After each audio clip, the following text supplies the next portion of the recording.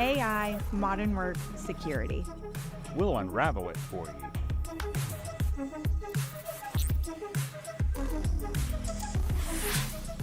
Hey everybody, welcome to Technically Unraveled. I am Kristen Fehrenbach, the Senior Director of Microsoft Go-to-Market here at PAX 8. Thanks so much for joining today. I'm super excited about our special guest. But before we get there, I want to make sure you like, share, and subscribe because there's a ton of content that's going to be coming your way from myself and David Powell, but you also have two other shows. So we've got The Game and Academy Live, and they've got some really great content also coming your way. Hey, it's probably about AI. It's probably about Copilot. There's going to be some really nerdy security talk. You're not going to want to miss out. So today, I'm really excited to go through a couple different things because we have a lot of complementary vendors that really work well with Microsoft. And so I'm really, really excited to bring on one of these vendors. So we're going to be talking to Andrew today. He is the Director of Sales Engineering at Lookout. So they are a cutting edge cybersecurity company, and they're really looking to explore the world of mobile EDR. And I want to really explain to you all why this is essential to you and your businesses today. So we are going to go through a couple different topics, and Andrew and I are going to discuss it. But just to give you a brief overview, we're going to talk about Lookout's services and features. So we're going to talk about how are they really designed to stop these modern breaches, these phishing attempts. We all know that these are oh so common nowadays. I really want to talk about this mobile EDR piece because I think it's a little misunderstood.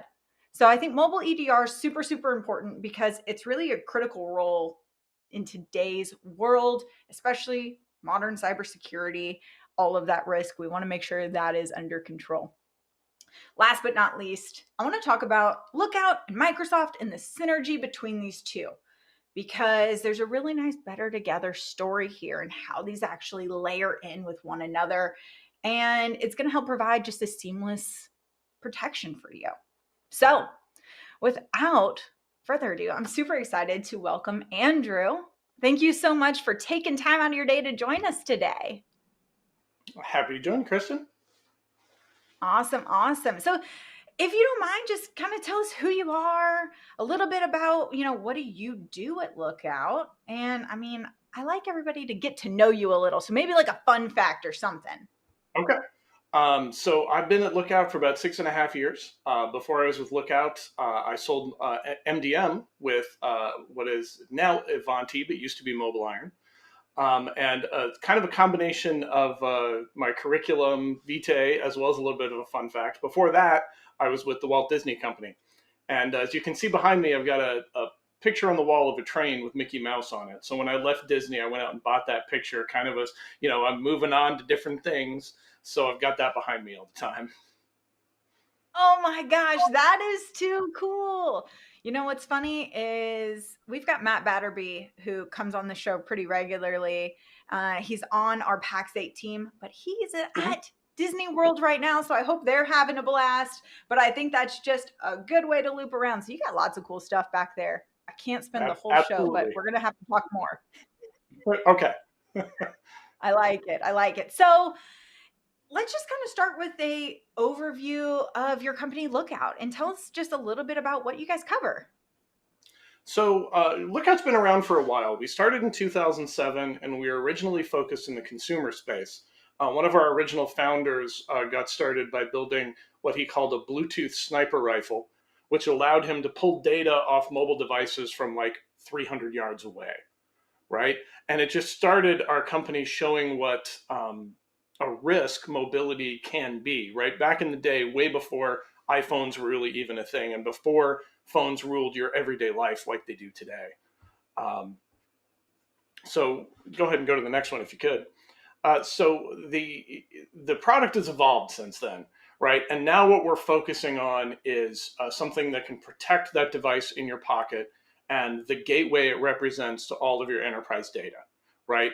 And we need to be very flexible so that we can deploy our agent for large enterprises, as well as small companies on well-protected corporate devices, as well as personal devices, right? And we don't support Mac or PC, right? Our focus is those mobile devices. So Apple, Android, and Chrome OS devices. Awesome. Okay. So I like the specialty of really saying like, hey, this is what we're focused in, because I don't know if everybody really understands, what mobile EDR is and why it's so important. So I think Yeah. that's kind of like where I want to make sure that we really hit this home, because we're all carrying one of these around. So I think it's super important. Yeah, and in a little bit, I'll go into a little bit of specific threats that we've seen and some of that. But when it comes to the devices, think of these that they are lockdown devices, right? They do represent a different thought process in how you manage these endpoints, but they absolutely have things you need to cover. So what Lookout does on these devices is we cover four main categories, right? So we're going to look at all the apps on the device.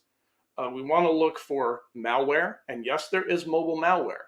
It might be focused on trying to do damage to your phone. It might be trying to steal your data. It might be trying to steal your cryptocurrency. It might just be trying to serve you ads. But malware does exist on mobile. So the first job, and the one we started with, is analyzing all those apps looking for any kind of malware. The next thing we have to do is we have to do what we call device integrity checks, right? And this is important because the operating systems we're talking about here, all the apps on a mobile device have very limited access to what can be done, right? What data you have access to, what you can do with the device itself. But those controls, those access limitations, are enforced by the operating system. So if an attacker can get in there and compromise that operating system in some way, they now can do anything on your phone they could do with a computer, right? So one of the things we've got to do is make sure that device is not jailbroken or rooted in any way. And one of Lookout's strengths is we have an entire threat intelligence and device intelligence team whose job it is to research all the new things attackers are trying to do to get around and mess with these devices so that we can detect and make sure your data is safe. So is it making sense, Kristen? I've got two more things to talk about, but I just want to make sure I'm not losing you here. No, I'm following it, because I'm like, oh my God. I'm like, people are at home jailbreaking phones, and can you imagine what this is opening up? So yes, please keep going. Well, and jailbreak is not just when people do it, right? So think about it this way. When you think about a PC, you think about, well, I have to make sure I patch my desktop, right? I got to patch Chrome. I've got to patch all the vulnerabilities. Well, the same vulnerabilities exist on your device. But what's going to happen is if an attacker takes advantage of those vulnerabilities, they'll do it to jailbreak your phone, in some cases without your knowledge, right? So think about that. You get an attack on your phone that jailbreaks it, that now gives access to everything your phone does: your second factor authentication, your microphone, your GPS, your camera, all your stored passwords, all your browsing history, your text history, right? Terrifying, right? Like our whole life lives in these devices. So we got to make sure they're safe. Oh my gosh. I'm just thinking about like, okay, if they can see, where I'm going on Google Maps, they can see all my text messages. I'm like, oh, okay. That's all right. Okay. It's a lot, right? So the 100%. last two, yeah, it's so much. And the truth is that the thing that makes mobile so interesting is it isn't something that happens that often. You don't too frequently find a device compromised to that level, but it happens enough that we know it happens, right? So you have to be mindful that these devices can be compromised, and you got to keep track of them.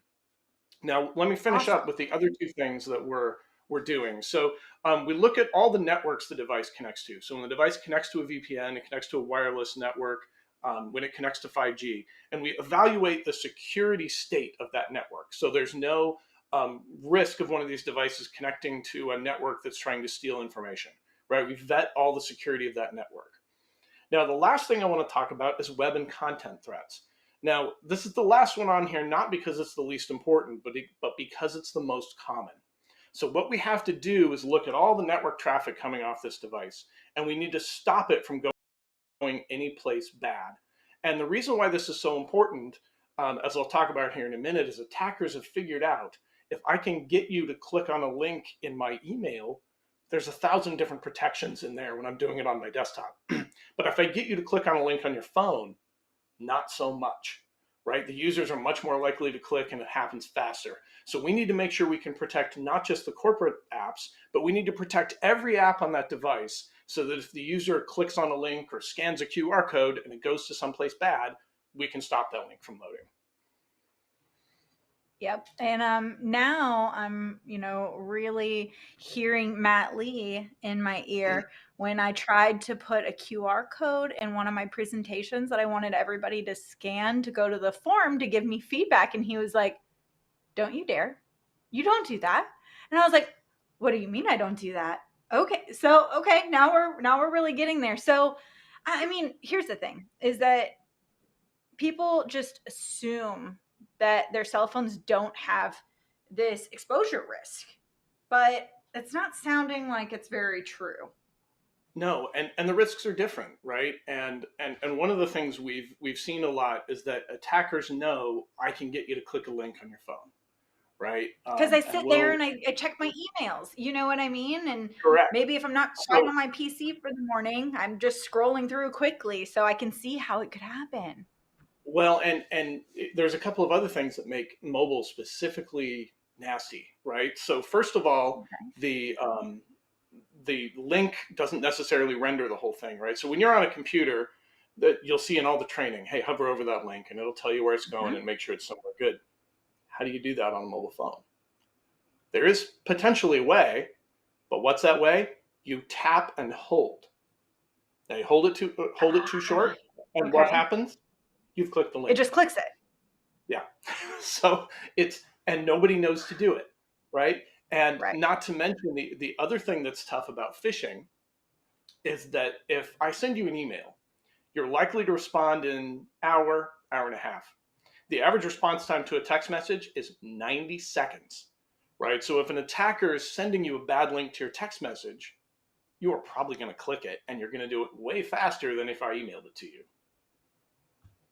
Yeah, they're not basing my text message return time on that because mine is much longer. But yeah, no, I totally get it because I mean, everybody's attached. You know what I mean? You hear the ding and you say, "Yep, got it, whatever." Or I don't know, it's FedEx sending me a package link that it looks like. So I mean, I think we're all getting, pretty used to these as everybody starts to really understand the risk a little bit more. When I get text messages that say, hey, my package has been delayed, go ahead and click this link to reschedule and put in all your personal information. Usually some alarm bells start going off, rightfully so. But I work in technology, right? I mean, what happens if they send this to my mom? My mom is going to click this link. Okay. She is wanting her Amazon package. Well, and even worse than that. So this is something we call the modern kill chain. And what attackers have figured out is that not only are you likely to click on the link if I send it to your phone, but you're likely to give up your enterprise credentials without thinking about it, right? So you'll click on a link, it'll pop up whatever your single sign-on page is, and you'll look at it and say, that looks fine. And you'll put in your ID and password, maybe even give up your time-based one-time PIN.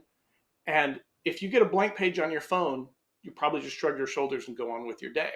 Now, what that's allowing attackers to do is get into the cloud services that users have access to. And you might think that's not a big deal. You're thinking, hey, well, this user, he doesn't have any special permissions. It's no big deal. But think about it like this. A lot of these cloud services have default permissions that are overly permissive. And a lot of time your users will put stuff in these cloud services and just share it with the whole company. Right? So we've seen examples where what happens is the attacker gets in with just the lowliest guy in the chain and gets into Slack and starts searching Slack for passwords.csv and finds a channel where somebody shared a password file, didn't realize it would go to the whole company, and now the attacker has it. And think about how quickly this has happened, right? So I send you a text message, you give me the password, I log into the cloud, I search Slack, and I pull that password file. It's maybe 5 minutes I start seeing results. So it's really, really important that we're protecting this vector. And I'll add one more point when you think about the security response. So let's say one of your users calls up and says, I got this suspicious text message on my device. What do I do? Well, your security team's going to tell you not to click on it. Then the security team's going to need to do something about this to make sure it doesn't get clicked on. Well, if you have Lookout on your device, we have a couple of different ways we can handle that. We can make sure that link doesn't work. We can give you the ability to block spear phishing links. But without a product like Lookout, your only option is to email the users. And as we've already talked about, if I send you an email, you're not going to see it for an hour and a half, which means you've probably already clicked the link. Ooh. And I mean, I'm thinking about it, right? So like if you go into Slack or Teams and you just do an easy search, but like think about today's world where now users have Copilot, and it makes even finding these things so much easier. So it doesn't even have to be in Slack, Teams, any of that. Like they're just going into Copilot and searching it up and it's automatically returning it. That's okay. Yeah. And it isn't helped by how quickly and the fact that they're coming as an authenticated user, right? So they're not coming in as looking like an attacker. They look like the users whose credentials they stole. And the other thing they can do is the attacker can say, all right, I'm in as that user. I now have access to their email and Slack. So I can start having another phishing campaign that, the call's coming from within the house. And, it looks that much more legitimate. I'm likely to get more and more credentials that way, right? And again, it's a very fast moving campaign because even if they do a campaign and it doesn't work the first time, right? I send you a text message, all the users figure out it's bogus and nobody clicks on it. You also don't have the security telemetry to report that that link existed. So I can try again without the security team being prepared that I'm coming. Well, this sounds like a little daunting, right? But like how big of an issue is mobile phishing? Like, is this a really common thing? I know it's happened to me, like where I've gotten some crazy text messages, but like, is this super common? It is super common. So we have identified since 2019 about 462 million malicious and phishing sites. We're also seeing what we call deny listed and offensive content blocks, right? Because we have some companies that say, I have a corporate device and I need my users to be focused on only doing work with it, right? So we can create policies that can block them from going to streaming sites or other inappropriate content. And we've seen a pretty big jump in that. So these stats are from our global threat report. We do it every quarter. This is the most recent quarters of data. You can also see just in Q2 of 2024, we prevented almost 700,000 phishing and malicious web attacks because this is very big and it's only getting bigger. A lot of the big breaches that we've seen actually start on a mobile device, but that doesn't get talked about very much, right? It just becomes the initial entry vector for losing credentials. And then all the cybersecurity press talks about what happened from there. But they don't focus on the fact that those credentials were lost because somebody clicked on a link on their mobile phone. Okay, that's a lot of zeros behind these numbers. Okay, all right, I'm tracking. I'm like, that number popped up and I was like, oh, all right, okay. So I think what's really interesting is, how well Lookout works with things within Microsoft, sort of like, if we take specifically Intune, for example. Yeah. So I really like to look and see like, hey, you know what? There's obviously going to be areas where Microsoft's going to say, hey, go ahead and layer on something else. Absolutely. So can you just talk to me a little bit about maybe the Intune and how this works together to provide protection? Certainly. So Intune, first and foremost, is going to be used to deploy our application, right? We don't have to be deployed with an MDM, but when you're deploying us with Intune, it becomes more seamless. The activation is more straightforward, requires less user interaction, right? So the app just shows up on their device and starts protecting things. So that's a huge win for administrators everywhere. But the other thing that we do is we actually tie into Microsoft compliance policy. So when we talk about that scenario we were talking about a minute ago, where a device gets jailbroken because somebody took advantage of vulnerabilities, or maybe even there's a vulnerability you require to get patched before you allow it to have access to data. In either case, we report the state of that device to Microsoft.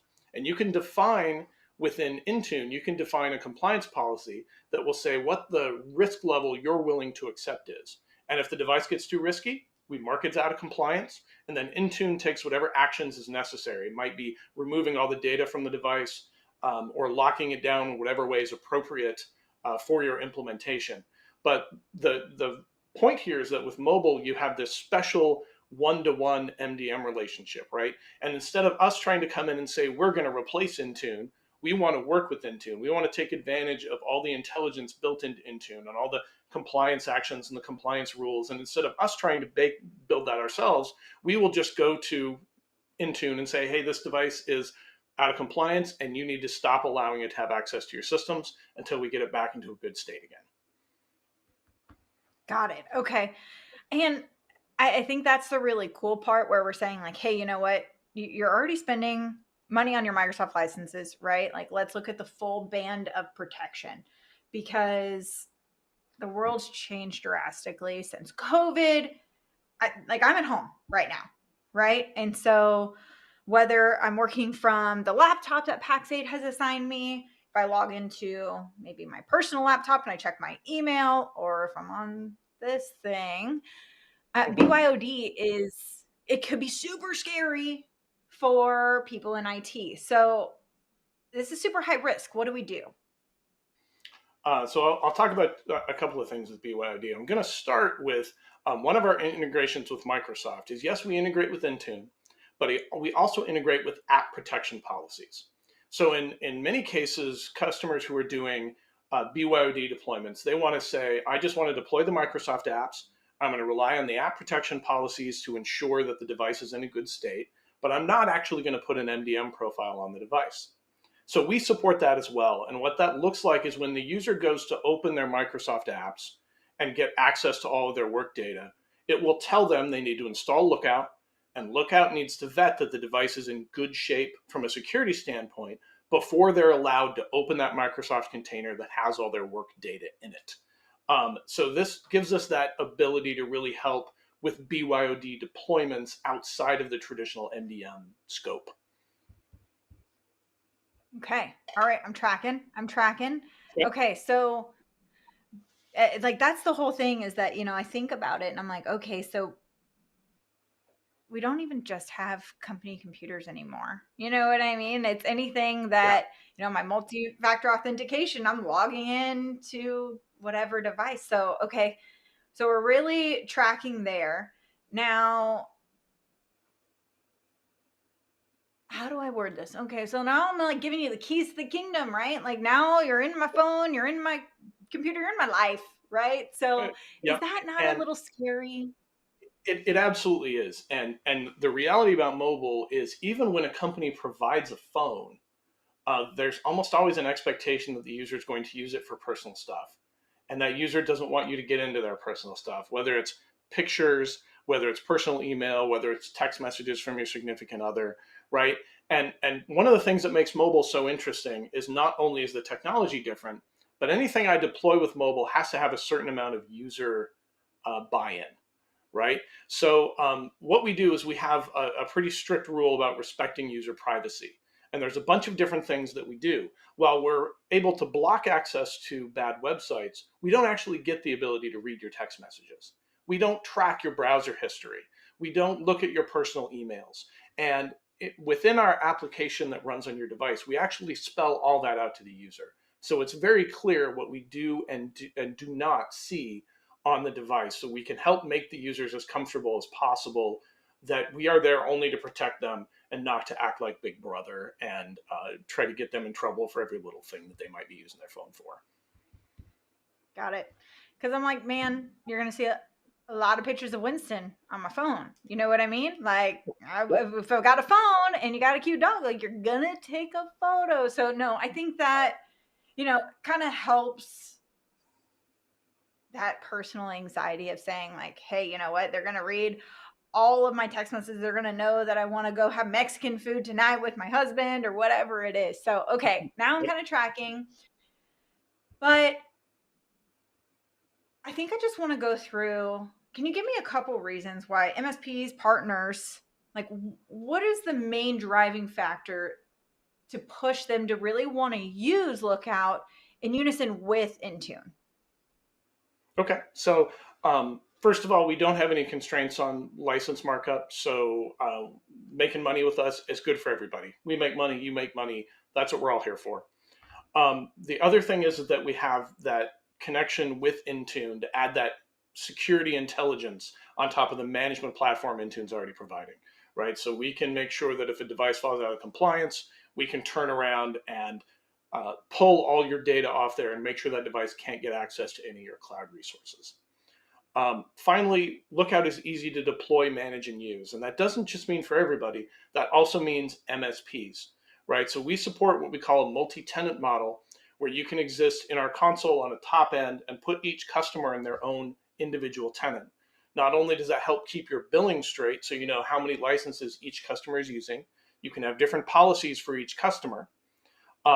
But it also means if you have a customer who's really particular and they want to see the security state of their devices, you can actually give them access to their tenant, and they will have no visibility into any of the other devices you manage with us. It will only be their individual devices that we're talking about. But you can manage all those customers very easily from a single pane of glass.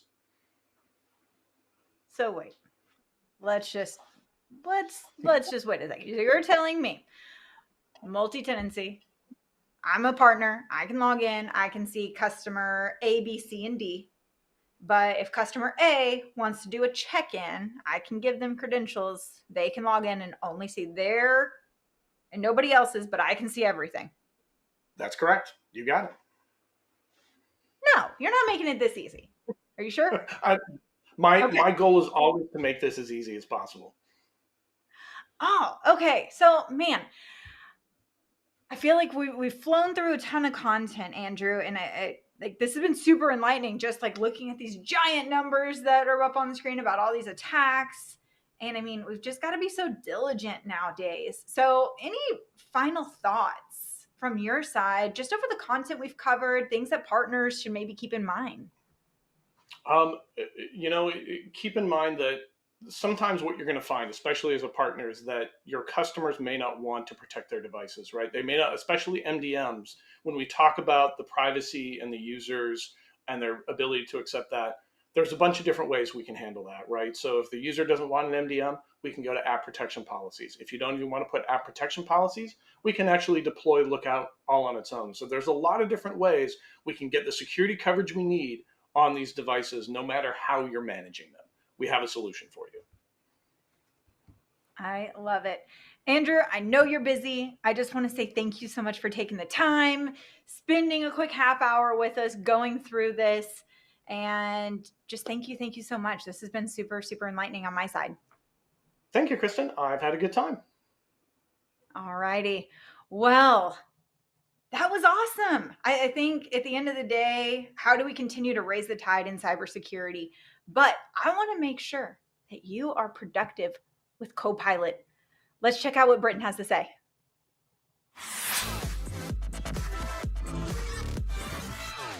Hi, I'm Britton with your Copilot Tip of the Week. In today's digital landscape, security and compliance are more crucial than ever. Microsoft Copilot for M365 is designed with this in mind, ensuring your data is protected while meeting your compliance needs. Built on the robust security framework of M365, it adheres to stringent standards, safeguarding your information. Admins can configure comprehensive security policies within the Microsoft 365 Admin Center. These policies dictate how Copilot interacts with your data, ensuring it respects your organization's access needs. For example, if your organization limits access to sensitive information, Copilot will only provide insights based on authorized data. With Microsoft Copilot for M365, you gain enhanced productivity without compromising on security.